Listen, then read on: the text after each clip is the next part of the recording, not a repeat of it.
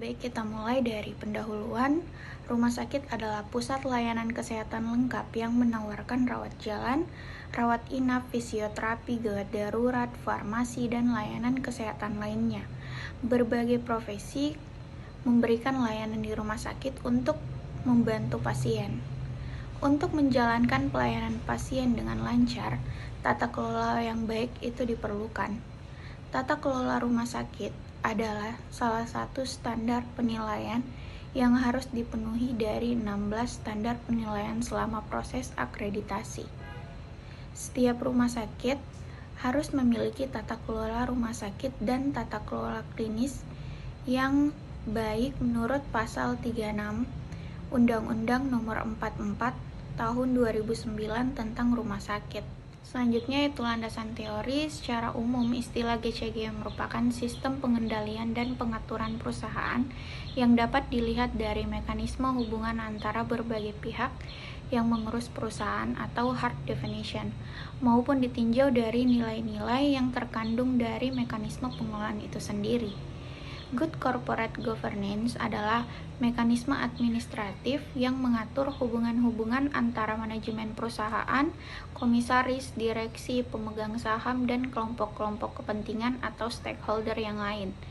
Hubungan-hubungan ini dimanifestasikan dalam bentuk berbagai aturan atau prosedur dan sistem insentif sebagai kerangka kerja yang diperlukan untuk mencapai tujuan perusahaan dengan cara untuk mencapai tujuan tersebut, serta pemantauan atas kinerja yang dihasilkan. Adapun prinsip-prinsip dari GCG ini, yang pertama ada transparansi atau keterbukaan, yaitu keterbuka dalam melaksanakan proses pengambilan keputusan dan keterbukaan dalam mengemukakan informasi material dan relevan mengenai perusahaan.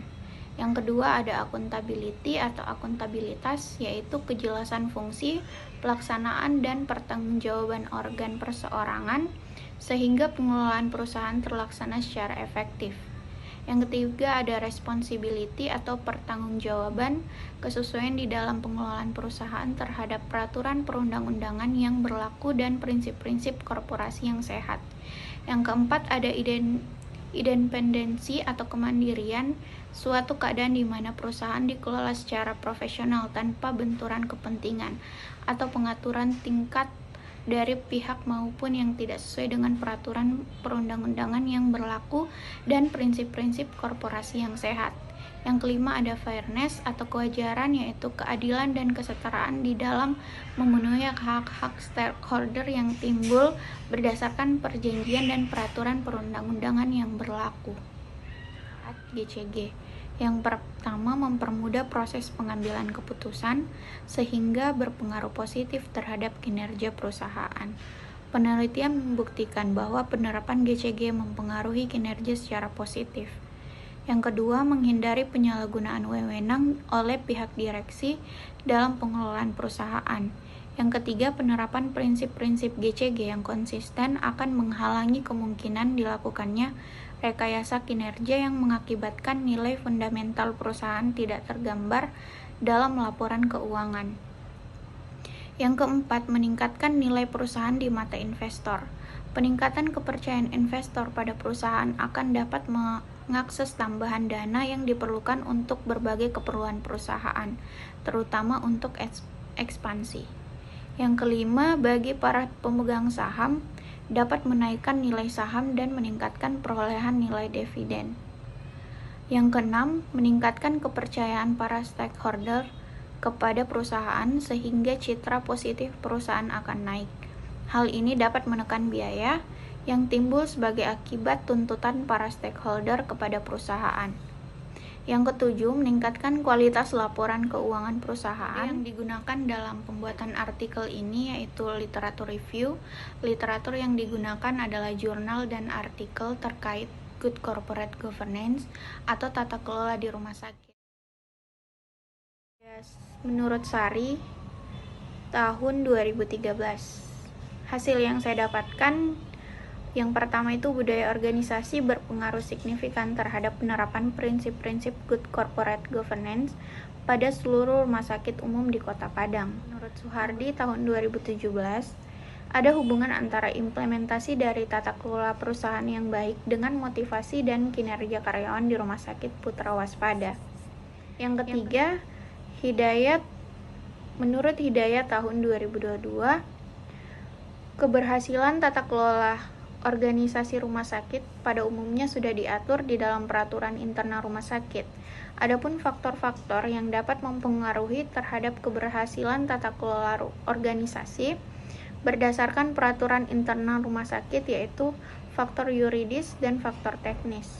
Faktor yuridis merupakan faktor yang terdiri dari kebijakan hukum atau peraturan pemerintah terkait dengan rumah sakit, sedangkan faktor teknis terdiri dari budaya, sumber daya manusia yang terbatas, komunikasi, pengawasan, dan struktur birokrasi. Yang keempat, menurut Rahmadanti tahun 2022, yang pertama, penerapan Good Corporate Governance pada rumah sakit di Kota Bandung berdasarkan hasil survei kepada karyawan memiliki kriteria baik. Yang kedua, kinerja karyawan pada rumah sakit di Kota Bandung memiliki kriteria sangat baik. Yang ketiga, penerapan Good Corporate Governance berpengaruh terhadap kinerja karyawan rumah sakit. Semakin baik perusahaan menerapkan Good Corporate Governance melalui prinsip-prinsip yang telah ditetapkan, dengan begitu akan semakin baik kinerja karyawan rumah sakit di Kota Bandung. Yang kelima, menurut NOR tahun 2013, yang pertama, transparansi berpengaruh terhadap kepuasan pasien. Yang kedua, akuntabilitas berpengaruh terhadap kepuasan pasien. Yang ketiga, partisipasi berpengaruh terhadap kepuasan pasien. Yang keempat, keadilan berpengaruh terhadap kepuasan pasien. Dan yang kelima, tetapi akuntabilitas merupakan variabel yang paling berpengaruh terhadap kepuasan pasien. Faktor yang mempengaruhi keberhasilan penerapan GCG di rumah sakit yaitu yang pertama ada budaya organisasi. Implementasi GCG yang baik dan konsisten di rumah sakit akan menciptakan budaya organisasi yang transparan, akuntabel, bertanggung jawab, mandiri, dan wajar. Standar akreditasi tata kelola rumah sakit memasukkan elemen penilaian budaya keselamatan rumah sakit untuk mengevaluasi sejauh mana budaya rumah sakit berkontribusi dalam menjalankan dan mempertahankan kualitas layanan dan keselamatan pasien. Budaya rumah sakit yang baik akan berdampak positif pada kualitas kesehatan dan kesejahteraan pasien. Pengendalian internal pengendalian di dalam rumah sakit dilakukan dengan membangun suatu sistem, proses, dan seperangkat peraturan, termasuk prinsip-prinsip serta nilai-nilai yang melandaskan praktik bisnis yang sehat. Hal ini dilakukan supaya seluruh tenaga kesehatan dan non-tenaga kesehatan dapat bekerja sesuai dengan standar prosedur operasional dan peraturan internal yang berlaku di rumah sakit. Pengendalian ini dibuat dengan mengatur dan mempertegas kembali hubungan peran, wewenang, dan tanggung jawab setiap karyawan yang ada di dalam rumah sakit. Yang kedua yaitu faktor yuridis dan teknik. Undang-Undang Rumah Sakit mewajibkan rumah sakit untuk menerapkan GCG. Akreditasi rumah sakit juga menetapkan standar penilaian untuk tata kelola rumah sakit. Dengan demikian, rumah sakit harus memiliki struktur manajemen yang baik. Faktor teknis dalam hal ini termasuk budaya karyawan rumah sakit. Budaya rumah sakit yang baik akan memberikan dampak positif terhadap budaya dari setiap karyawan sehingga lebih mudah untuk menerapkan prinsip GCG dalam melaksanakan tugas dan tanggung jawab di pelayanan ke pasien dan manajerial.